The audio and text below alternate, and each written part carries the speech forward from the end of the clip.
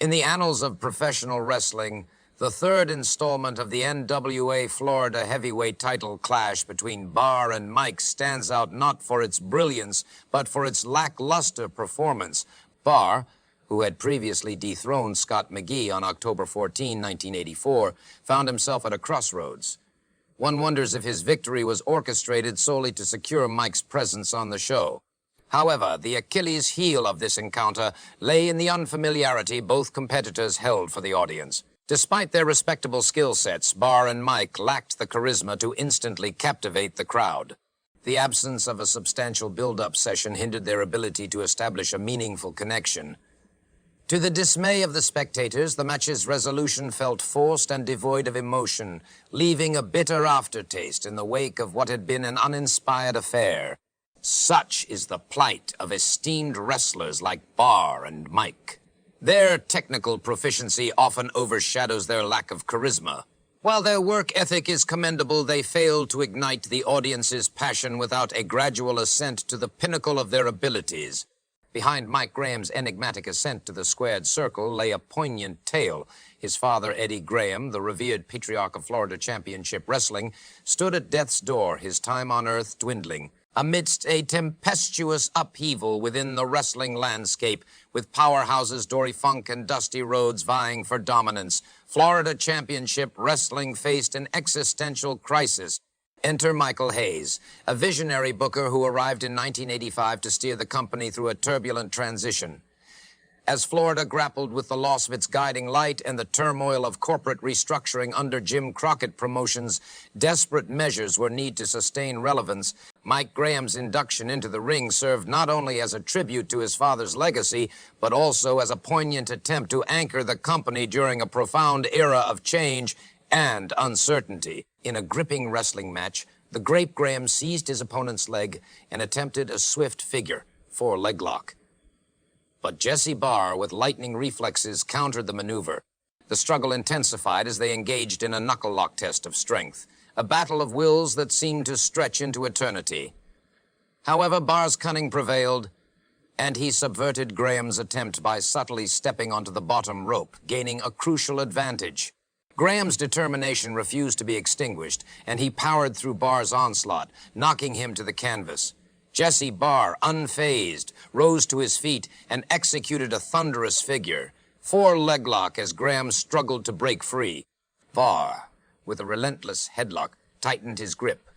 Referee Hebner intervened, inquiring if Barr was pulling Graham's hair, to which Barr coolly replied, "I don't have to pull hair." However, when Graham's manager, Mike, intervened, Barr accused him of grabbing his trunks. In a moment of dubious solidarity, in the dim reaches of the arena, Graham targeted Barr's leg with a piercing knee strike. The impact sent shockwaves through Barr's body, leaving him writhing like a desperate fish on land. With ruthless precision, Graham locked Barr in a figure, 4-leg lock, tightening his grip as Barr's cries echoed through the darkness. Driven by desperation, Barr stumbled towards the ropes, each step fueled by agony. As he reached his sanctuary, he mustered all his remaining strength and lashed out with a knee of his own, staggering Graham momentarily. Barr attempted a hasty Irish whip, but Graham countered swiftly, flipping his opponent into the air before flattening him with a crushing 2-count, counting him with a crushing 2-count. In the crucible of the squared circle, Barr engaged Graham in a heated dance of defiance, as Barr grappled with finesse to execute a devastating slam. However, fate intervened, a solitary void in the form of the absent referee, leaving Graham's hopes teetering. Undeterred, Graham countered with an intricate cradle maneuver, but the official's absence rendered its execution moot. With electrifying agility, Mike unleashed a rolling reverse cradle, only to have Barr reverse its momentum, earning a tantalizing 2-count. With time dwindling, Mike's adrenaline surged, an atomic drop thunderclap echoing through the arena. Barr's cunning countered with a deft leg pull, stacking Graham ruthlessly in the corner. In a moment of tactical brilliance, Barr paused, awaiting the referee's attention before grounding his feet on the ropes. With precision timing, he waited for the official's solitary count to sound. The crowd gasped as Jesse Barr secured a swift 123 outwitting his adversary and retaining his NWA Florida Heavyweight Championship in a gripping 11-minute and 43 second battle. Amidst the flickering lights of the ring, a clash unfolded that left me underwhelmed.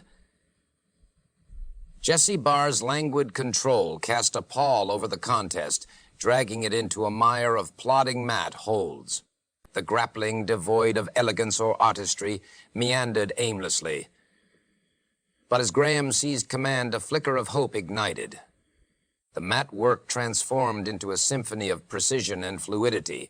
The pace surged, electrifying the atmosphere.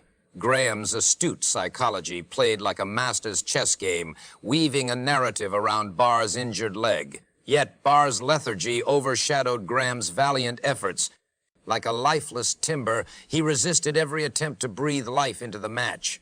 The final blow came as Barr secured a victory through questionable means, his feet resting atop the ropes. This lackluster affair stands as a testament to the shortcomings of a Jesse Barr match in Florida. Its excessive length and dearth of entertainment rendered it an unfulfilling spectacle. Graham's brilliance, unfortunately, proved inadequate to carry the wooden bar to a memorable encounter.